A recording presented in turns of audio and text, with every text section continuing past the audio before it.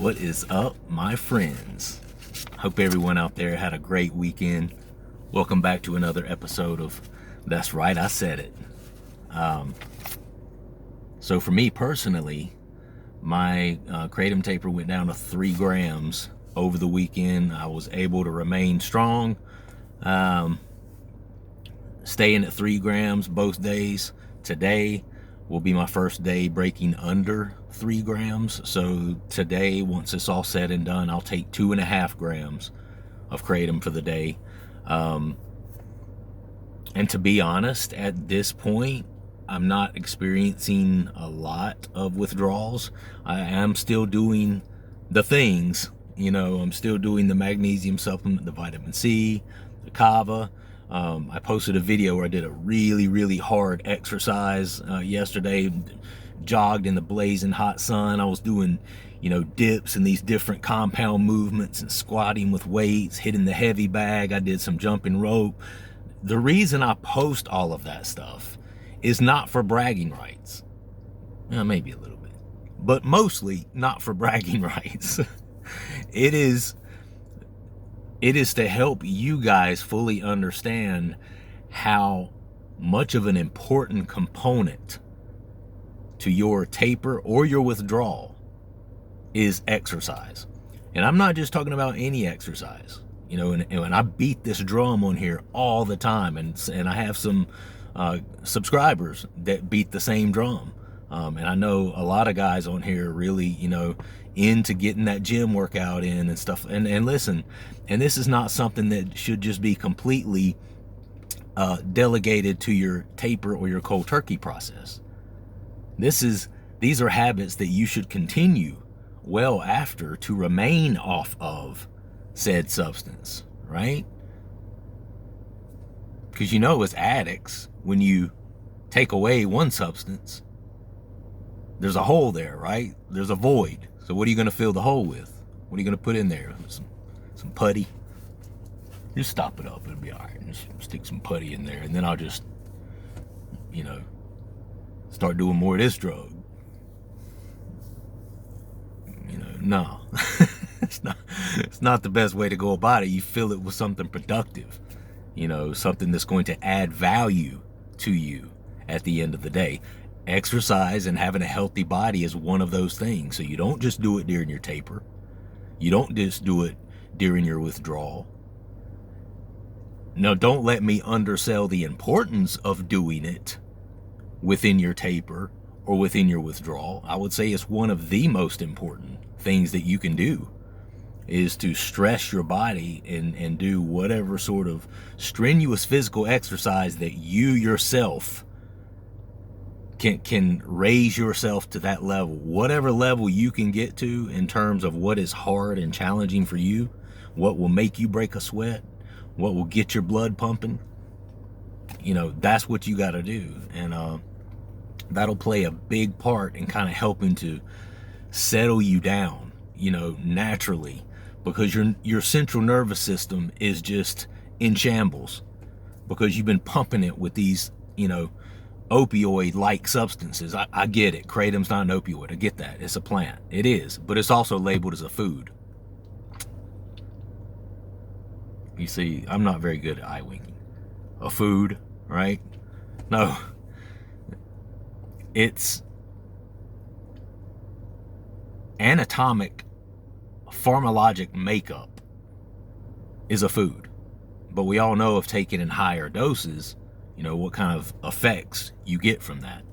So, anyway, I don't want to go too far off the rails. I only have 30 minutes to do this. You know how I am about my long-windedness. So, why do I talk about Kratom so much on here? Well, one reason is because it's a very personal thing for a lot of people, and I've always said that one of the biggest reasons and one of the major reasons that this is so important about Kratom is because of Kratom's availability. Okay? Now, when I was abusing Percocets and Vicodins and things like that back in the day, I only had certain limited sources that I could get this stuff at, right? I mean, I mean, don't get me wrong, it wasn't like the 80s and 90s where doctors and the general public had no clue about like the opioid epidemic, sorry, the big opioid crisis. You know, even before that, you know, people weren't completely dumbfounded about what opiates could do to a life, and how opiates could destroy a life. But as we progress, you know, into the 2000s, and especially now, you can't just walk into any doctor's office and make up some excuse and they're going to hand you some Percocet or some Vicodin or some Oxycontin. It just, you know, 20, 25 years ago, that was a strong possibility. You know, if you go in there and talk a good game, you could come out of there with God knows what, you know. Oh, here, sure. This should be about enough fentanyl to last you for about a month. Take care, son. Get on out there and enjoy yourself. I have no idea where that came from. No idea whatsoever. Oh, man. Okay. So I haven't had any Kratom today, so I did take some L-tyrosine. This got me, I'm feeling kind of loopy for some reason. I don't know. Maybe it's just my personality not being suppressed by the Kratom anymore. Could be that. But Kratom can be found anywhere. You know, I mean, I'll go out on a Saturday where we're shopping, you know, and I'll just look around. I'll stop in like a Walmart or, you know, a Food Lion parking lot. We're going to get some groceries or whatever. That's kind of a Saturday thing for my wife and I, for Chrissy and I. And I will park and I'll look and I'll be like, I can literally, without binoculars, see at least 3 tobacco and vape and or, you know, shops where you could get Kratom, like head shops. You know, you don't even need binoculars. Like, there's one there. Oh, look, there's one over there. See, look across the street in that little plaza over there. You see, there's one over there too. I mean, they're everywhere. You know, and all your ass has to have is an ID, which they probably never check for.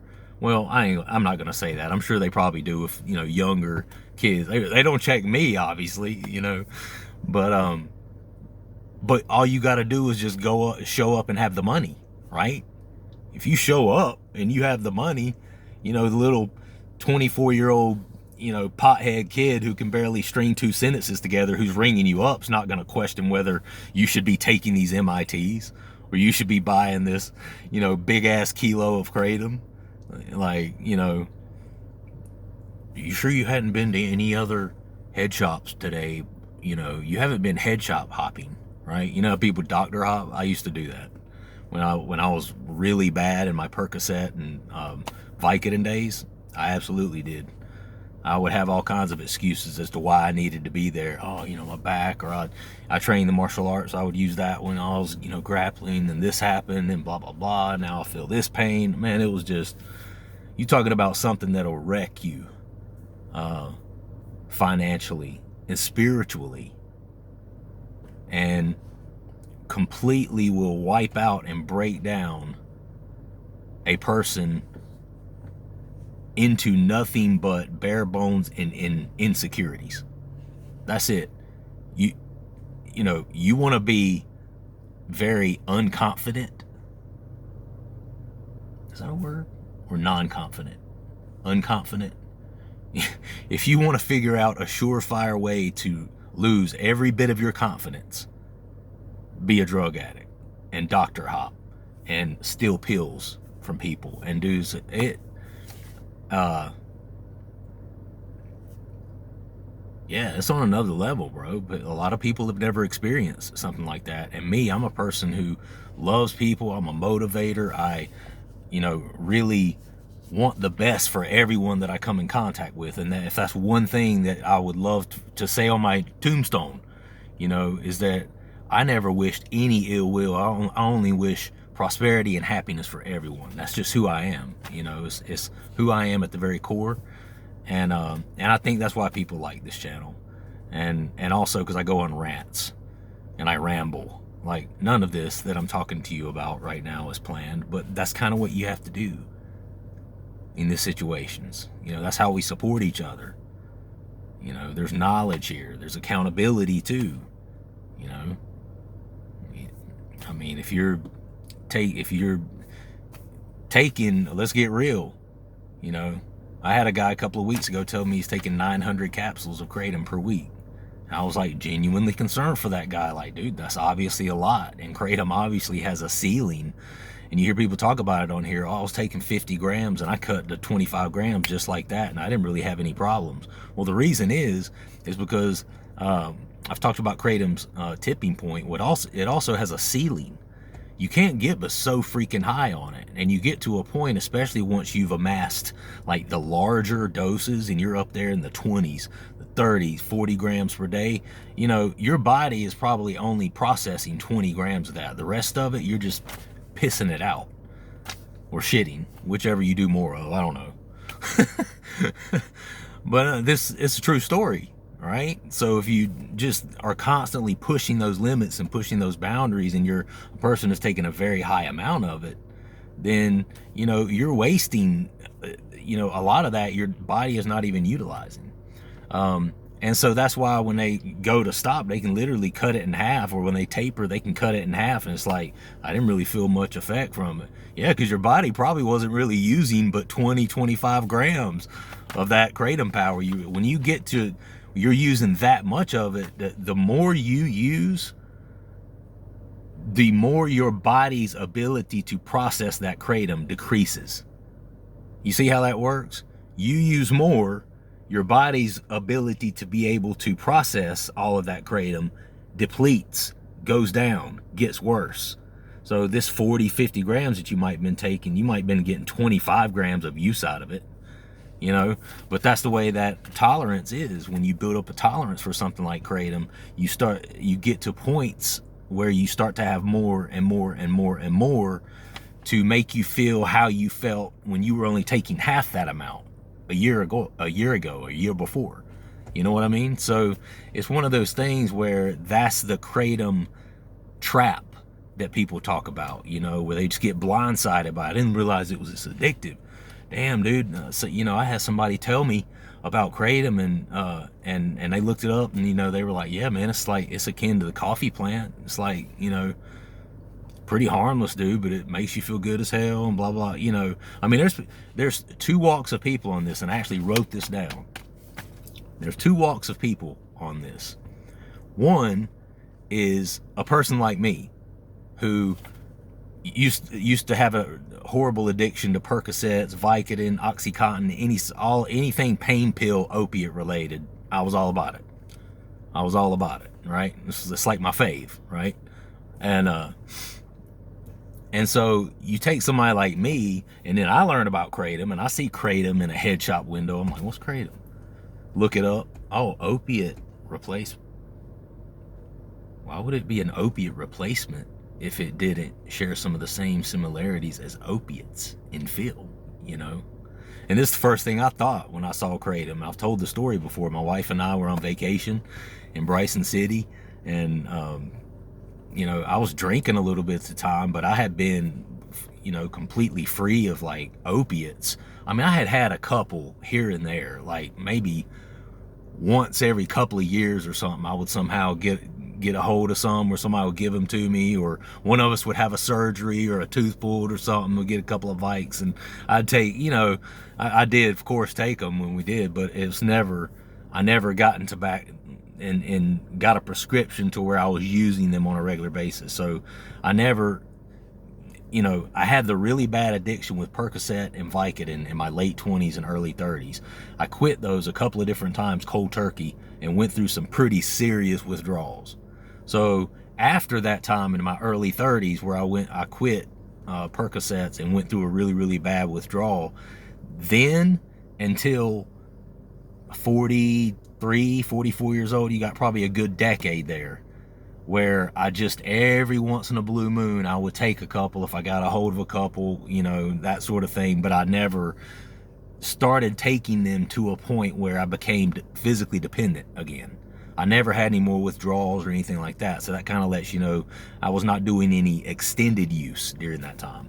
Well, me and my wife go to vacation about 3 or 4 years ago to the mountains here of North Carolina, and we drive by this head shop, and we had smoked cigarettes for several years, and we had quit about a year before that. We were really proud of ourselves. We quit smoking cigarettes. Still to this day, I haven't smoked a cigarette in probably 6 years. But at this time, we just quit about a year ago. My wife was like, well, let's get a vape, get a little nicotine fix. We did good about, not smoking cigarettes. Let's get us a vape. So we were going to stop and get a vape. We were on vacation. And I saw Kratom in the window of this head shop. And I was like, Kratom, what's that? And I looked it up. And once I saw what it was, I was like, dude, even before I took it, I remember having this thought, like, in my mind's eye. It was probably God, talking to me. It's probably God. It's probably his voice saying, hey, dude, no. You've been down this lane before. You've been down this road before. You remember? And I actually was having these thoughts. But I'd already made up my mind, dude. I'd already made up my mind. I wanted to try it. I wanted to see, is this actually something that can take you there in terms, and so I took it, and I knew. I was sitting there watching the UFC on top of this mountain, standing beside a hot tub. I had, by this time, swallowed probably 5 or 6 of those Kratom capsules. I was sitting there watching this UFC. I was like, and I looked out over the Smoky Mountains, that beautiful view, and I felt that euphoria of that Kratom, and I was just like, fuck. Yep. It was literally that clear for me that, yeah, dude, you're already hooked on this shit. I mean, as of about 15 seconds ago, when that euphoria hit you, you're already hooked. And I knew I was. I knew it was going to end up being a problem for me. Now, it did start slow, and then it kind of progressed throughout time, and I started getting to where I was taking more and more and more. And I took the Kratom for probably a good 2 or 3 years before I even found out about the extracts. And maybe about a year and a half, 2 years ago now, I discovered these MIT extracts. And after I took a couple of those, I was like, whoa, bro, this is the closest legal high that you can get. It's almost like being able to walk into a head shop and say, hey, dude, hand me a Percocet. Hand me some liquid Roxaset. Some codeine with some cough syrup with codeine in it. Hand me some of that in that little bottle called MIT 45. I mean, that's what I really liken it to, But I think I don't straddle. I straddle the fence on this channel, which means I don't land either on any side. A lot of people use it for pain relief. A lot of people get a lot of good benefit from it. And then there are people out there that it's not really a slippery slope for. And I use this, I use my wife, my beautiful wife, Chrissy, as an example all the time, because my wife loves to take Kratom, but she likes to take it like 1 time a day in the morning, and she'll take like 1.5 grams, and then she won't touch it the rest of the day. And so the fact that I'm going through what I'm going through, and I'm trying to completely come off of it because, the Kratom means something different to me. My relationship with it is completely different than what hers is. She's a little bit disappointed because she's like, I really liked it when I had the powder and I can just take a scoop of it. I felt it better. And I'm like, I can't have that freaking powder, because I will take that powder 8 times a day, 9 times a day, 10 times a day, and I have to purposely almost force myself not to do that if I have something like that in my possession. So everyone's relationship with Kratom is different. And that dynamic exists in my own family, in my own home with myself and my wife. So I get that about people, and I think that's why people are understood on here. There's people out there that can use it and use Kratom responsibly, and I have no issue with any of those people. And for people there are people that have severe chronic physical pain that Kratom helps them with, and the alternative is to be at under a doctor's care, taking these strong ass synthesized narcotic medications that they give you, like the Oxycontins and the Percocets and these small amounts of fentanyl and opiates and all, I mean, it's one of those things where the lesser of two evils seems to be, even though there's not a lot of final research on this at this point, seems to be the lesser, of the evils in terms of the type of withdrawals that you get from it. But at the same time, I don't land on either side of the fence, because for a lot of people, including myself, it has been a slippery slope, and there are levels to this addiction thing. And I beat the shit out of that snare drum on here. I beat that drum all the time on here. There are levels. Just because Billy Bob down the street can handle his Kratom, he seems to be doing pretty well with his. That doesn't necessarily mean that you're good with yours, homie. You might not be, and I and for a fact there's no judgment coming through this telephone into your phone or your laptop or whatever.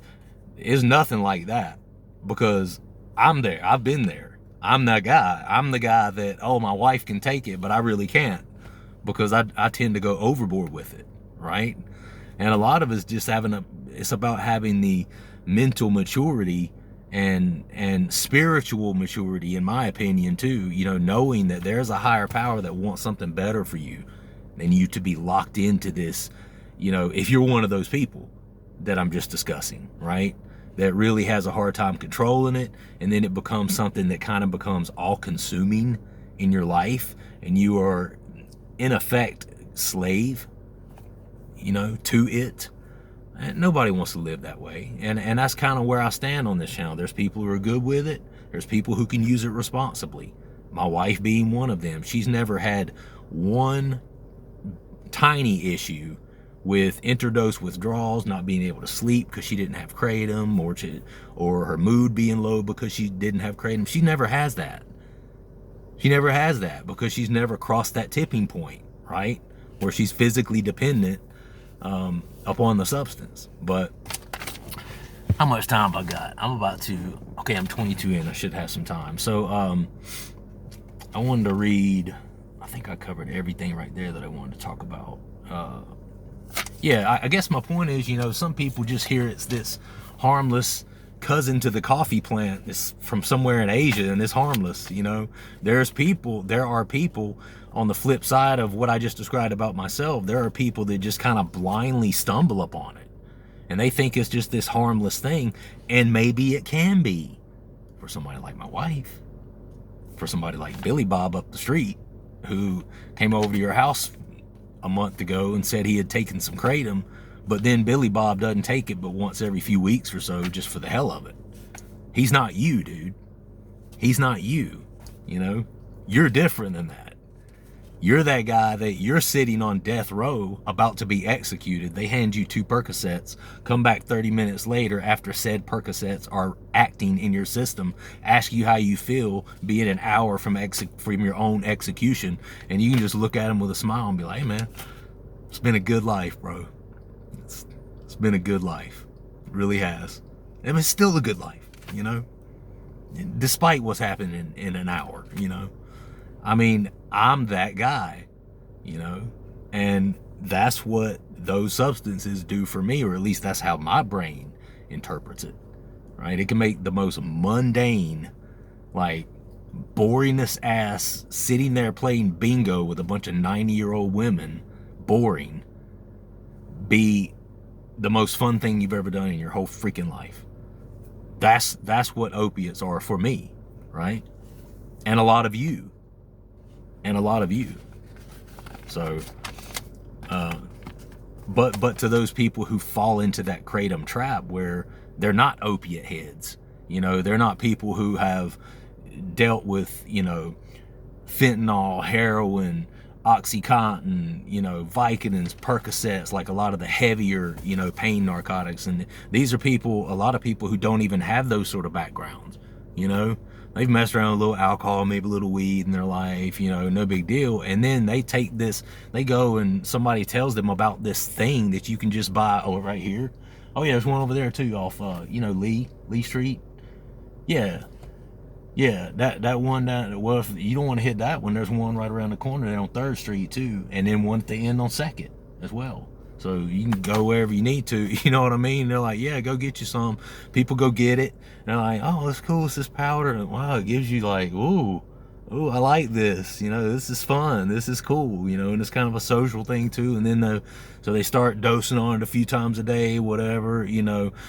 They get caught blindsided by this thing, and the next thing you know, a month and a half, 2 months has passed, and this person has been dosing on this new thing that they discovered, you know, for the past couple of months. And then they go to stop for a couple of days, and they start recognizing, like, damn, you know, I find myself thinking about this stuff when I'm supposed to be doing other things, like working or being at home or spending time with my family or whatever it is. I'm thinking about this Kratom stuff, you know. And a lot of people, they'll recognize that.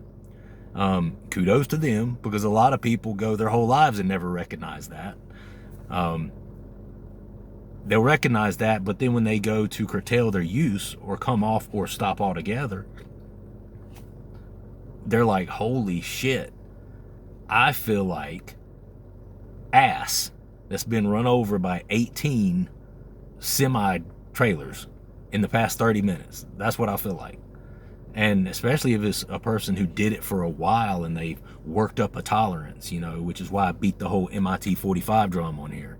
You know, the tolerance, dude, that's a big, huge problem with those Kratom extracts. And I think with the powder too, because with the powder, it's so much more accessible. For me, when I had the powder, it was bad news, man. It was bad news bears, brother, because I was, you know, I don't know what it is. With the capsules, I just don't tend to do that. But with the powder, I'm just like, you know, big teaspoonful, you know, because if you get a big teaspoon of it and just heaping teaspoon and mix it up in something, shoot it down, you're like, oh, it gives you like a really big high, but only for about an hour. Well, what then? You know? And so you come back every hour, every 2 hours, every 3 hours, because it doesn't seem to last as long. The powder doesn't. Because the capsules have more of a time release sort of feel. So I saw my intake increase exponentially when I was taking the powder there for a couple of weeks, which is one of the reasons I did this taper now, and I'm down to 2.5 grams. At Raleigh AT757, hey man, I just found your channel in the last week when I started getting serious on cutting down my use to fully get off of Kratom. I really appreciate what you do with your videos, and hearing from people who are going through what I am makes this whole process much more doable. I'm down from 50 grams to 25 grams a day in the last week, and luckily it's been pretty smooth up to this point. That's awesome, dude. Here's a perfect example. This guy was at 50 grams and he cut down to 25 in the last week. So he basically just halved it. That's what I was talking about at the beginning. You know, if you're taking an exponential amount, you know, 40, 50, some people 70, 80, 90 grams, you know, your body's not using all that. You know, you might be operating at 20, 25 grams. So when you go to cut that 60 grams or that 50 grams or that 40 grams right off the top, people find, according to what I'm hearing, people find they don't really get a lot of the withdrawals and stuff. It's because you still got freaking 25 grams in your system, you know? So really, I think when people start getting, people never take breaks from it at all, and they get their tolerance all like piling up, you know, and then when they go to stop, it's just like the withdrawals that they experience are like just through the roof, and it blindsides people, you know. So there's different types of people. But hey man, that's great, bro. Keep doing what you're doing.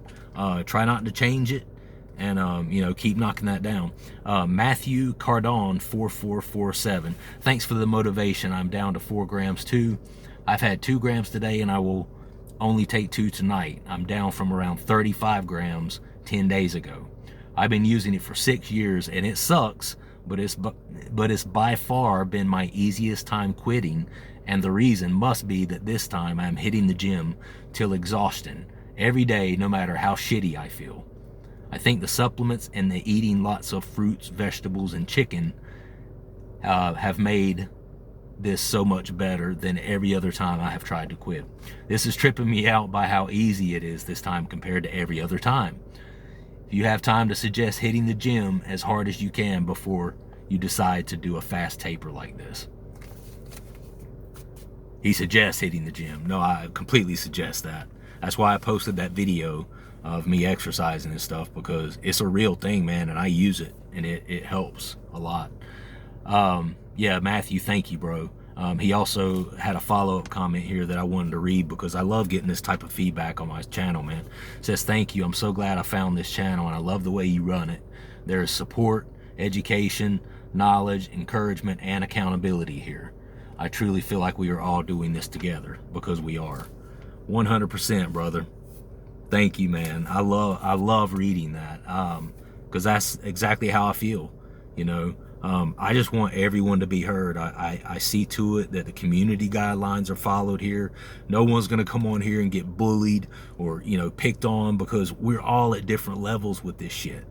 You know, I might be 10 levels above what you are because I'm a 47-year-old man. I've been at this game for a long time. You know what I'm saying? That's more time to get pulled into the weeds on deeper and deeper and deeper into it, you know. But then there are people out there that just go hard or go home from the very beginning. They come right out of the gate and they're just immediately abusing the shit out of everything having to do with opiates, you know. So you get such a mixed bag of what you encounter when it comes to people who have addict behaviors and addict mentalities, right? But no, thank you so much, bro. And I want it to run that way. I want there to be support. I want there to be education. I don't want to sit on here and, oh, Kratom's not that bad and blah, blah, you know, and I don't want to downplay it, because depending upon who you are and how you use it and what your relationship with Kratom is, it can be really bad. It can be harmless. But for the person standing next to them, it could be completely soul stealing and destructive in their lives, you know, to the point of destructing and disrupting everything about their life, you know. And that's a real problem. And you know, and so I want to kind of raise that flag. And I'm not on here campaigning against Kratom, and you guys know that. I have a mother, I'll tell this story again, who's 75 years old. She was in a car accident about 15 years ago. She can still walk and everything. She still gets around, but she's had 3 or 4 back surgeries, including she has metal in her back at this point. So my mother will always have to take some sort of narcotic because she has some pretty severe pain associated with that, okay?